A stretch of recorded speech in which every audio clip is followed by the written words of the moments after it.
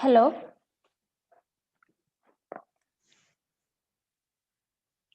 आवाज आ रही है ना? हेलो। हाँ, आवाज आ रही है। हाँ मैम, आ रही है। हाँ, तो पिछली क्लास में हम कंटिन्यूटी इक्वेशन लिख रहे थे। Continuity equation of Klein Gordon equation. Klein Gordon equation से कंटिन्यूटी इक्वेशन डिराइव करके फिर probability density rho and probability current density J, ये दोनों डिराइव करने की कोशिश कर रहे थे। और हम कहाँ तक आ गए थे इस डेरिवेशन में? हम आ गए थे 1/c² psi del psi star upon del T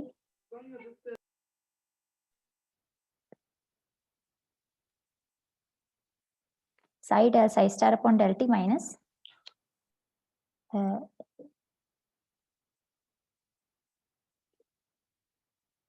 Klein Gordon equation में हम यहाँ तक आ गए थे psi star del psi upon del T minus psi del psi star upon del t plus del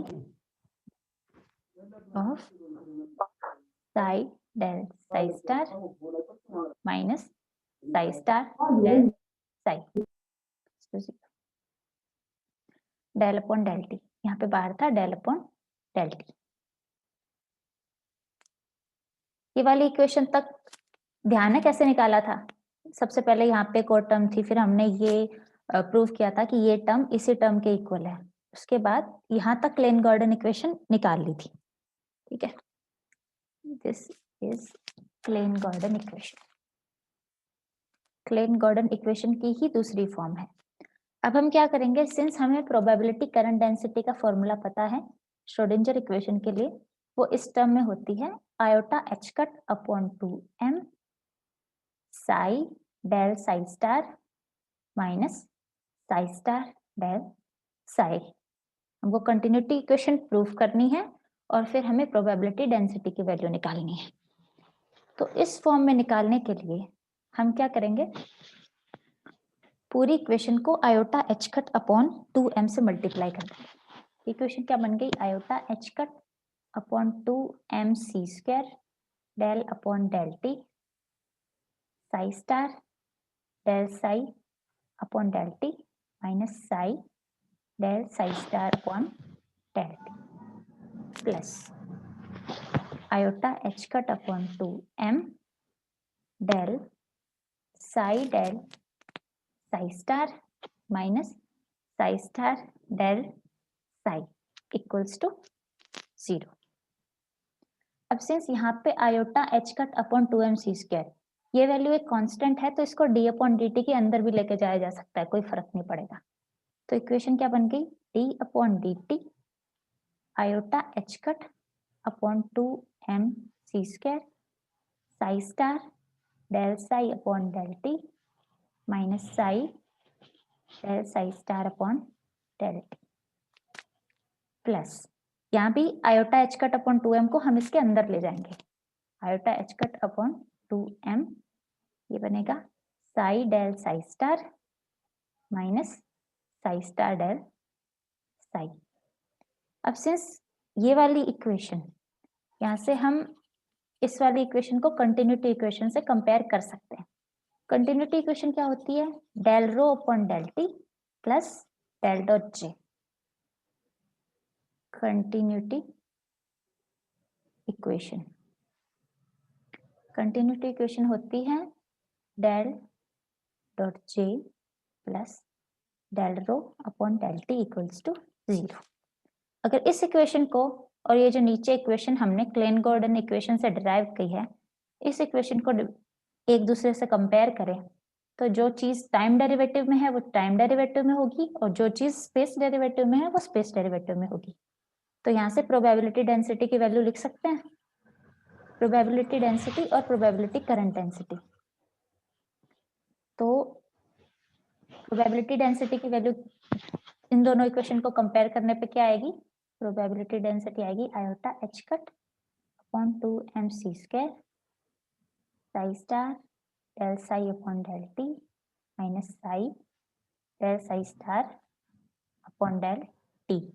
और प्रोबेबिलिटी करंट डेंसिटी क्या आई, वही जो श्रोडिंजर इक्वेशन से आई थी, iota H cut upon 2m psi del psi star minus psi star del psi. Non relativistic quantum mechanics में जब हम यही इक्वेशन श्रोडिंजर इक्वेशन का यूज करके डिराइव करते हैं तो J की वैल्यू, प्रोबेबिलिटी करंट डेंसिटी की तो वैल्यू वही आती है जो रिलेटिविस्टिक क्वांटम मैकेनिक्स में जब हमने क्लेन गॉर्डन इक्वेशन का यूज किया तब आई है। नॉन रिलेटिविस्टिक केस में J की वैल्यू सेम होती है, लेकिन नॉन रिलेटिविस्टिक केस में प्रोबेबिलिटी डेंसिटी की वैल्यू होती है साई स्टार साई। इसका मतलब साई के मोड का स्क्वायर। इसका मतलब नॉन रिलेटिविस्टिक लिमिट में या फिर रिलेटिविस्टिक लिमिट से जब हम नॉन रिलेटिविस्टिक लिमिट में जाते हैं तो प्रोबेबिलिटी करंट डेंसिटी की वैल्यू कांस्टेंट रहती है। प्रोबेबिलिटी करंट डेंसिटी इसका मतलब रिलेटिविस्टिकली इनवेरिएंट है, लेकिन प्रोबेबिलिटी डेंसिटी रिलेटिविस्टिकली इनवेरिएंट नहीं है। प्रोबेबिलिटी डेंसिटी की वैल्यू रिलेटिविस्टिक लिमिट में ये आती है। ठीक है, तो इस तरीके से हम प्रोबेबिलिटी डेंसिटी और probability current density Klein Gordon equation के लिए कैलकुलेट कर सकते हैं। ठीक है, अब जो डेल प्लस एम स्क्वायर सी square upon H cut square जो क्लेन गॉर्डन इक्वेशन है, अब हम प्रूव करेंगे कि क्लेन गॉर्डन इक्वेशन पूरी इक्वेशन ही रिलेटिविस्टिकली इनवेरिएंट है। ठीक है, तो Klein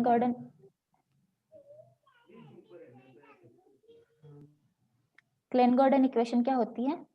del plus M square C square upon H cut square psi equals to 0।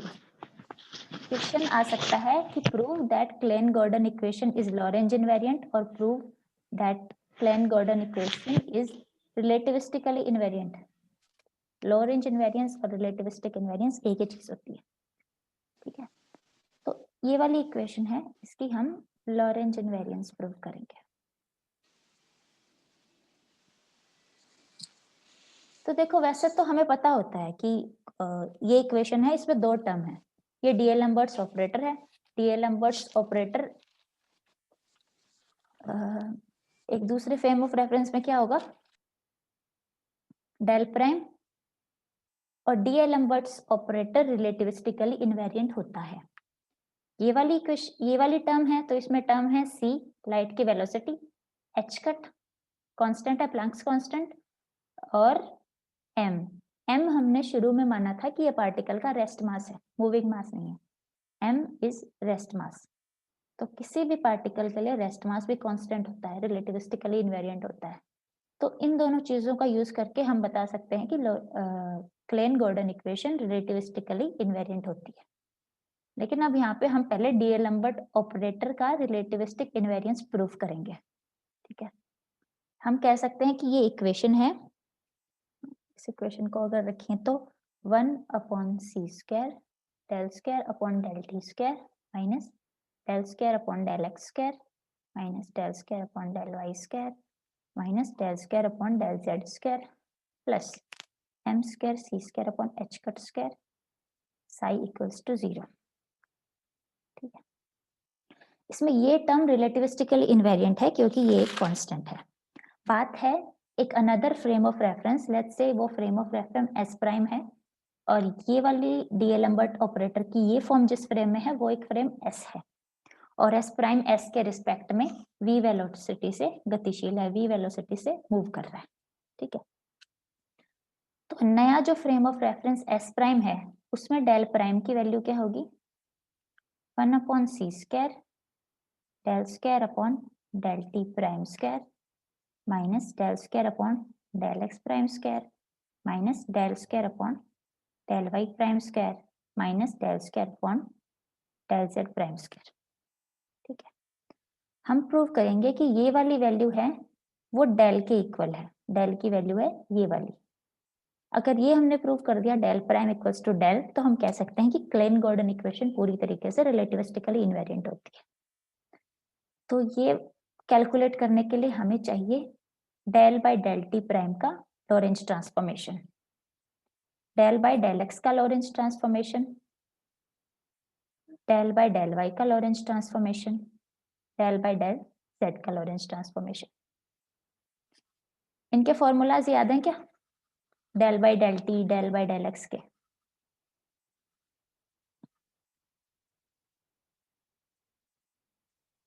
देखो एक्स प्राइम ट्रांसफॉर्म होता है gamma x minus v t, y prime रहता है वाई, जेड प्राइम जेड, और t prime equals to gamma t minus v x upon C square.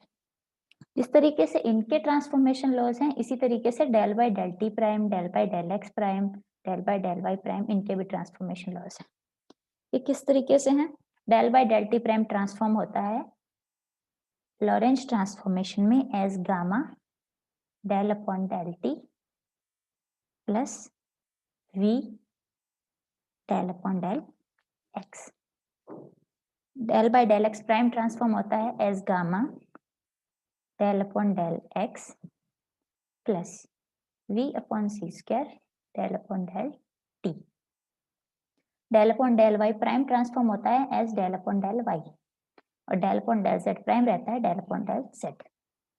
ये इनके transformation rules हैं in form of del upon del T, del upon del x, del upon del y and del upon del z. इस वाली equation में हम ये सारी values put करेंगे, फिर अपन देखेंगे कि रिजल्ट क्या आता है। तो इस वाली इक्वेशन में डेल प्राइम की वैल्यू, डेल प्राइम की वैल्यू क्या होती है? 1 अपॉन सी square, del upon del t prime क्या है? Gamma del upon del t plus e del upon del x की square minus gamma square del upon del x plus b upon सी square del upon del t इसकी square minus del upon del Y prime, del upon del y है तो इसको del square upon del Y square minus del square upon del Z square. ठीक है, इस bracket को अगर खोल के लिखें तो डेल प्राइम की वैल्यू क्या आ जाएगी? 1 अपॉन सी square gamma square del square upon del t square plus v square del square upon del x square plus del upon del t v del upon del x plus v del upon del x del upon del T minus next term ये gamma square del square upon del x square plus v square upon c four del square upon del t square plus del upon del x v upon सी square del upon del t plus v upon सी square del upon del T, ये apply होगा del upon del x पे minus del square upon del Y square minus del square upon del Z square. ठीक है, इस equation को simplify करना है। सबसे पहले del square upon del t square वाली टर्म है वो एक साथ रख लेते हैं, ये टर्म्स और ये टर्म, तो del gamma prime del prime let's see, फिर डेल अपॉन डेल एक्स वाली टर्म एक साथ रख लेंगे, del upon del T del upon del x वाली एक साथ, and so on and so fourth.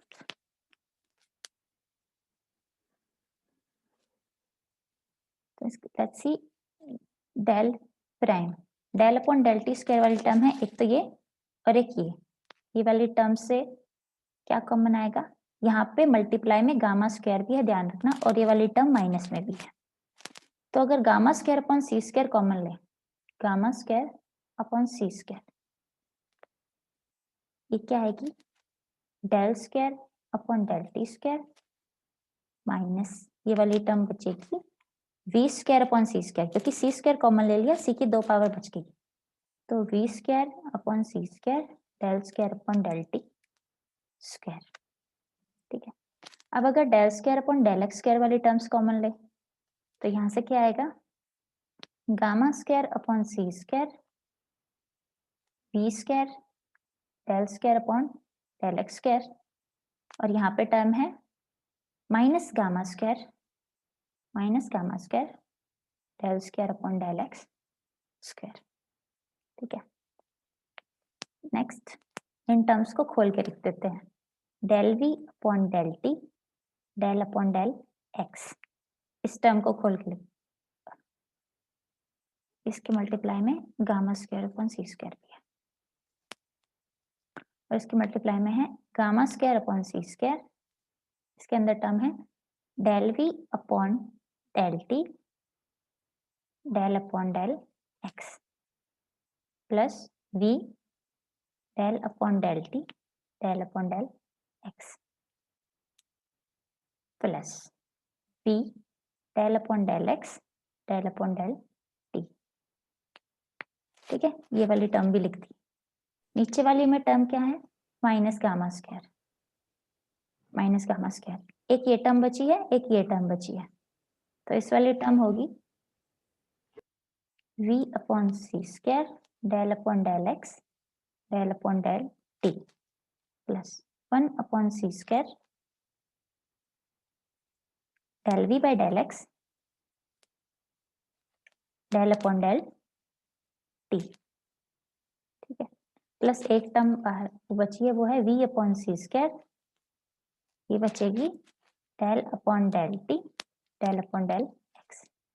ठीक है, सारी होगी minus del square upon del Y square minus del square upon del Z square. ठीक है, सिर्फ टर्म्स को आगे पीछे करके लिखा है। मैम ये फिर से बताना है। ये क्या, देखो ये जितनी भी टर्म थी ना, हमने आगे पीछे करके लिखे। जैसे del square upon del t square वाले टर्म है वो एक साथ लिख दी, एक ये है एक ये है, दो टर्म लिख दी यहाँ पे।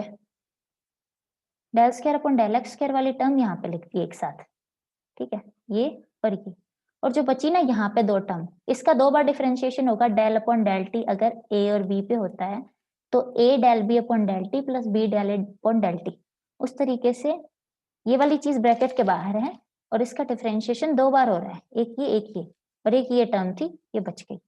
सेम नीचे वाले ब्रैकेट में माइनस गामा स्क्वायर मल्टीप्लाई में है, दो टर्म है, तो पहले एक का डिफरेंशिएशन फिर दूसरे का डिफरेंशिएशन और फिर तीसरी टर्म ऐसी की ऐसी, और minus del square upon del Y square. कुछ नहीं है, मैथमेटिकल एक्सप्रेशन को ही थोड़ा चेंज करके लिखा है ताकि हम प्रूव कर सकें कि del prime equals to del, चीजें आपस में कैंसिल आउट हो इसलिए। ठीक है, अब ऊपर वाली इक्वेशन से क्या कॉमन आएगा?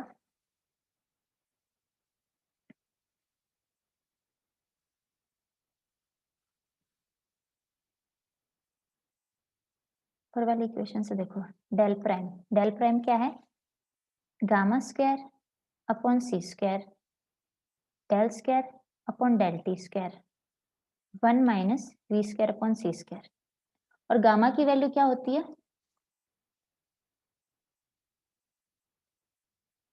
गामा की वैल्यू क्या होती है रिलेटिविटी में? जो x prime equals to gamma x minus v t होता है, उस गामा की वैल्यू क्या होती है? गामा की वैल्यू होती है 1 upon root 1 minus v square upon सी स्क्वायर। तो गामा स्क्वायर की वैल्यू क्या होगी? 1 upon 1 minus v square upon सी स्क्वायर। तो 1 माइनस वी स्क्वायर अपॉन सी स्क्वायर की वैल्यू क्या आ गई? 1 अपॉन गामा स्क्वायर। तो यहाँ पे 1 माइनस वी स्क्वायर अपॉन सी स्क्वायर की जगह 1 अपॉन गामा स्क्वायर लिख सकते हैं। तो यहाँ पे हम लिखेंगे नेक्स्ट में 1 माइनस वी स्क्वायर अपॉन सी स्क्वायर, तो इसके जगह 1 अपॉन गामा स्क्वायर। ठीक है, प्लस ये क्या आ गया? Del square upon del x square gamma square del square upon del x square, ये क्या आ गया? वी स्क्वायर अपॉन सी square minus 1। 1 minus v square upon सी स्क्वायर क्या था? 1 upon gamma square. That implies v square upon C square minus 1 क्या हो जाएगा? Minus 1 upon gamma square. लिख सकते हैं ना? तो यहाँ पे इसको लिखेंगे minus 1 upon gamma square, minus 1 upon gamma square. ठीक है, नेक्स्ट है गामा स्क्वायर अपॉन सी स्क्वायर मैंने सेकंड टर्म में गामा स्क्वायर लिख दिया तो ये अपॉन में सी स्क्वायर है, ये कहाँ गया? गामा स्क्वायर सेकंड टर्म में कौन सी में? इसमें हाँ ये दो चीजें हैं, एक ये और एक ये, ठीक है। ये है गामा स्क्वायर अपॉन सी square v square del square upon del x square minus gamma square, ये गामा है ये वी है, ठीक है। Gamma square del square upon del x square, यहाँ से क्या कॉमन आएगा?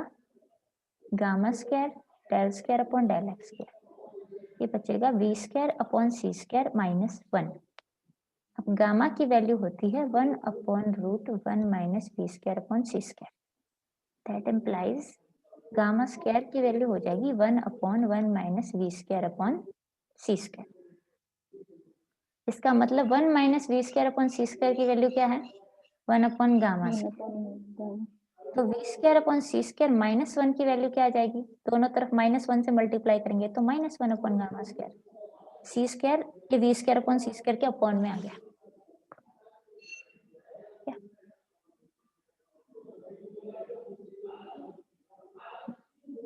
नेक्स्ट टर्म्स जो होंगी,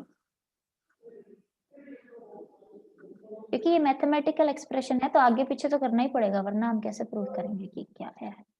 ये है gamma del we upon del T, gamma square upon C square del we upon del T del upon del x plus gamma square upon C square V del upon del T del upon del x plus gamma square upon C square V del upon del x del upon del T. Next term क्या है? Gamma square V upon C square del upon del x del upon del T minus gamma square upon C square del we upon del x del upon del T minus gamma square V upon C square del upon del T del upon del X minus del square upon del Y square minus del square upon del Z square, ठीक है। देखो ये वाली term gamma square upon सी square V del T upon del x, del T del upon del T del upon del X, और ये वाली term gamma square V upon सी square del upon ये नहीं ये वाली सॉरी ये वाली, ये एक दूसरे के इक्वल हैं और माइनस में है, तो ये दोनों एक दूसरे से कैंसिल आउट हो जाएंगी, ये दोनों कैंसिल। ये वाली जो टर्म है गामा स्क्वायर अपॉन सी square V del upon del x del upon del T, और ये गामा स्क्वायर वी अपॉन सी square del upon del x del upon del T, ये दोनों भी इक्वल हैं और अपोजिट हैं तो एक दूसरे से कैंसिल आउट हो जाएंगी। अब अपने पास बची ये टर्म्स और ऊपर वाले, ठीक है। ये कैंसिल हो गई, ये कैंसिल हो गई, ये कैंसिल हो गई, ये कैंसिल हो गई, ठीक है। डेल प्राइम की वैल्यू क्या बची? इसको सिंप्लीफाई करेंगे, गामा स्क्वायर से गामा स्क्वायर कट गया, ये बन गई 1 अपॉन सी square del square upon del t square, यहाँ से गामा स्क्वायर कट गया, ये हो गया minus del square upon del x square, ठीक है, plus gamma square upon C square del we upon del t को लिखते हैं del we upon del x upon del t, ऐसा लिख सकते हैं मैथमेटिक्स से simply. Next del upon del X minus gamma square upon C square del we upon del x del upon del T minus del square upon del Y square minus del square upon del Z square, ठीक है। ये terms बची।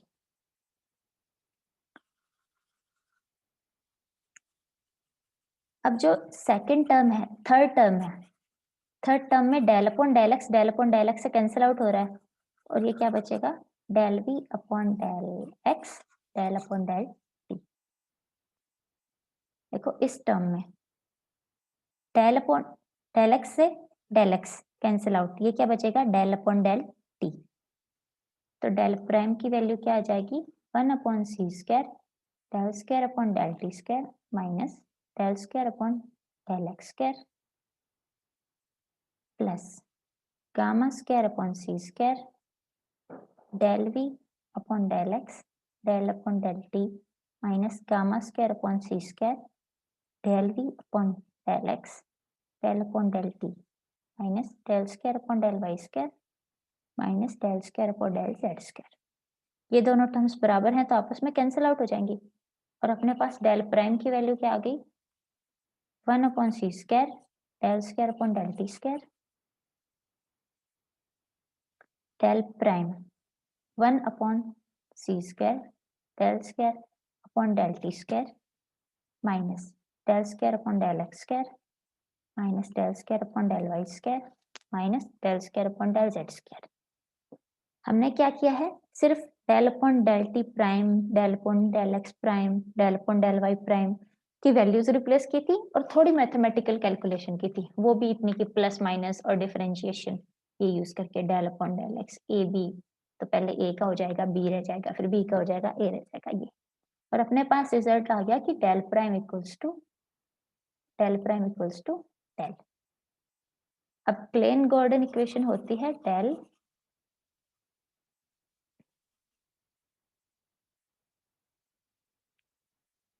Klein Gordon equation होती है del plus M square C square upon H cut square psi equals to 0।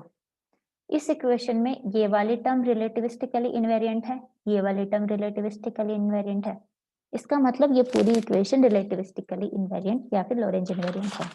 तो del prime का Lorentz invariant होना proof करता है कि Klein Gordon equation is Lorentz invariant। ठीक है मैम बैक वाली स्लाइड दिखाना एक बार। स्लाइड तो नहीं है, एक मिनट ट्राई करती देख लो। हूँ। हाँ हाँ बस यही।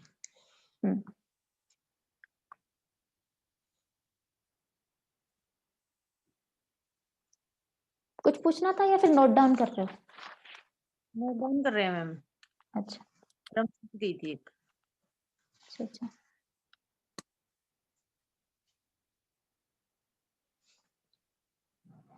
ठीक है, हो जाए तब बता देना। हाँ हो गया? हाँ हो गया मैम। ठीक है, नेक्स्ट टॉपिक है Klein Gordon equation in momentum form. Gordon equation in momentum form. तो आप लोगों को 4 वेक्टर के बारे में पता होगा। 4 वेक्टर क्या होते हैं? एक्स म्यू पोजीशन 4 वेक्टर क्या होता है?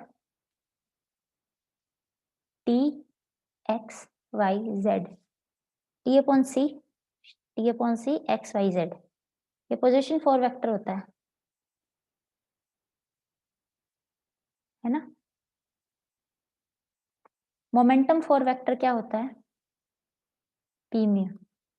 इसका जो 0th कंपोनेंट होता है वो होता है ई अपॉन सी और ये फिर P X P Y P Z. ठीक है, बेसिकली मोमेंटम 4 वेक्टर को लिखते हैं ई अपॉन सी, ई जहां पे एनर्जी है एंड पी। जिस 4 वेक्टर में ऊपर इंडेक्स लगी हुई होती है वो वाला 4 वेक्टर तो होता है कॉन्ट्रावेरिएंट 4 वेक्टर, और जिसमें नीचे इंडेक्स लगी होती है उसका कौन सा होता है? कॉन्ट्रावेरिएंट कौन सा होता है?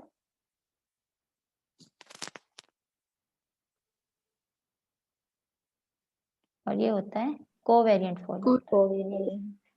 हाँ, तो इसमें और इसमें क्या फर्क होता है? इसमें ई अपॉन सी और ये माइनस पी होता है। एक मिनट में, किसी को ध्यान है ना, ये वाला ही कोवेरिएंट होता है ना, या फिर मैं चेक करूं? मेरे अकॉर्डिंग ऊपर वाला होगा कोवेरिएंट। हम यूज कौन सा करते हैं पोजीशन के लिए? मेनली एक्स म्यू यूज करते हैं ना। एक मिनट मैं सर्च करती हूँ।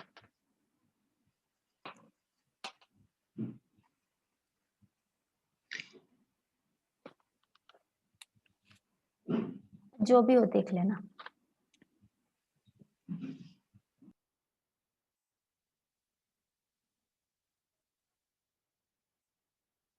ठीक है, मतलब जो ऊपर इंडेक्स लगी हुई होती है उसको ऐसे लिखा जाता है और जो नीचे इंडेक्स लगी हुई होती है उसमें p वेक्टर में माइनस होती है। ठीक है, इसका मुझे ध्यान नहीं, मैं बाद में बताती हूँ। क्लेन गॉर्डन इक्वेशन ये काम आएंगे। तो बेसिकली क्लेन गॉर्डन इक्वेशन क्या होती है? Del plus M square C square upon H cut square psi equals to 0। इस इक्वेशन को हम मोमेंटम फॉर्म में लिखेंगे। ठीक है, डेल क्या होता है? Del square upon del t square 1 upon सी square del square upon del t square minus del square. और ये वाला ऑपरेटर कौन सा होता है? Del upon del x mu del upon del x mu, जो टेंसर फॉर्म में मैम ऊपर लगा होता है, कौन से में? जो ऊपर लगा होता है ना, हाँ, कॉन्ट्रावेरिएंट होता है। अच्छा हाँ, हाँ, और नीचे वाला कोवेरिएंट होता है। ठीक है, ठीक है, थैंक यू। तो हम डेल ऑपरेटर को टेंसर फॉर्म में इस तरीके से भी लिखते हैं, del upon del x mu del upon del x mu. ठीक है, अब हम सिंस क्लेन गॉर्डन इक्वेशन को मोमेंटम फॉर्म में लिखने की कोशिश करते हैं। तो मोमेंटम फॉर वेक्टर होता है P mu equals to e upon c और पी वेक्टर, और इसका कोवेरिएंट होता है P mu equals to e upon c minus p vector. ठीक है, एनर्जी का ऑपरेटर होता है e equals to minus e equals to iota H cut del upon del T, और मोमेंटम का ऑपरेटर होता है p equals to minus iota H cut del. ठीक है, अगर E और P की वैल्यू इस कॉन्ट्रावेरिएंट और कोवेरिएंट वाले फॉर्म में रखें, इसमें इन दोनों की वैल्यू रखें, तो ऑपरेटर फॉर्म में दोनों इक्वेशंस क्या आ जाएंगी? ऑपरेटर फॉर्म में इक्वेशन आएंगी, P म्यू की वैल्यू तो आएगी P mu iota H cut upon C del upon del t and minus iota H cut del. ठीक है, और P कोवेरिएंट P म्यू की वैल्यू आएगी आयोटा एच कट अपॉन सी del upon del t iota H cut del. ठीक है, तो इस हिसाब से हम पी म्यू को क्या लिख सकते हैं? पी म्यू को आयोटा एच कट अगर बाहर ले लें तो ये है del upon del x mu, del upon del x mu. Tensor analysis से ध्यान है ना, आयोटा एच कट बाहर रख लें तो ये होगा 1 अपॉन सी डेल अपॉन डेल टी और ये होगा minus del.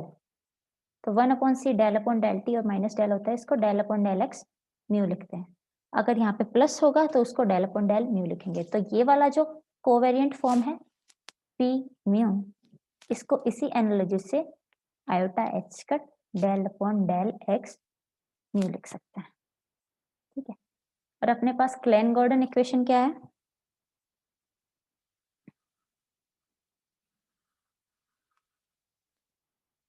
Klein Gordon equation है del plus M square C square upon H cut square psi equals to 0, जहाँ पे डेल की वैल्यू है del upon del x mu del upon del x mu mu.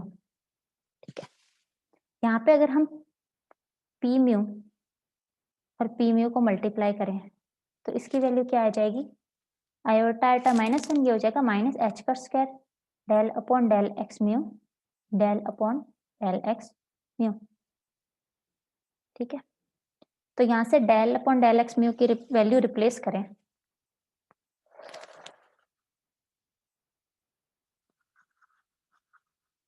यहाँ से रखें तो P mu की वैल्यू क्या आएगी? Minus H cut square del. Del की वैल्यू क्या आ सकती है? P mu upon H cut square minus, ठीक है। ये वाली वैल्यू जब हम क्लेन गॉर्डन इक्वेशन में रिप्लेस करेंगे, क्लेन गॉर्डन इक्वेशन, तो ये क्या आ जाएगी? Minus P mu upon H cut square plus M square C square upon H cut square psi equals to 0। अब यहाँ से दोनों टर्म्स में एच कट स्क्वायर आ रहा है तो एच कट स्क्वायर कैंसिल कर देते हैं और पी म्यू पे माइनस ना रख के माइनस दूसरी टर्म पे रखते हैं। इसी टर्म को हम लिख सकते हैं P mu minus M square C square psi equals to 0।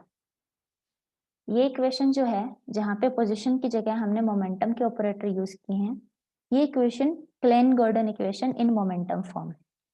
This equation is called Klein Gordon equation in momentum form. अगर हम नेचुरल यूनिट्स की बात करें तो नेचुरल यूनिट्स में क्या होगा? c की वैल्यू 1 हो जाएगी। c की वैल्यू 1 होने का मतलब होगा P mu minus M square psi equals to 0। ये वाली इक्वेशन और ये वाली इक्वेशन, ये दोनों इक्वेशन क्लेन गॉर्डन इक्वेशन ही है, बस मोमेंटम फॉर्म में। तो इस पूरे डेरिवेशन में क्या करना था? बस 4 वेक्टर की डेफिनेशन है, पी म्यू और पी म्यू, फिर इन दोनों के ऑपरेटर लिख के एनर्जी और मोमेंटम के, और फिर इन दोनों से डेल की वैल्यू, डीएलम्बर्ट्स ऑपरेटर स्क्वायर की वैल्यू रिप्लेस करनी थी और हमें मिल जाती है Klein Gordon equation in momentum form. ठीक है, तो कर दूं क्लियर? ओके मैम, कर दो, हो गया। हाँ ठीक है, तो कल हम ये करेंगे कि Klein Gordon equation non relativistic unit में श्रोडिंजर इक्वेशन बन जाती है। ठीक है, और ये क्लेन गॉर्डन इक्वेशन के मैं नोट्स भी भेज दूंगी क्योंकि इसमें थोड़ी बहुत थ्योरी है, तो अगर मतलब एक्स्ट्रा में मैं नोट्स भेज दूं तो कल के लिए पढ़ लेना। ठीक है, ओके।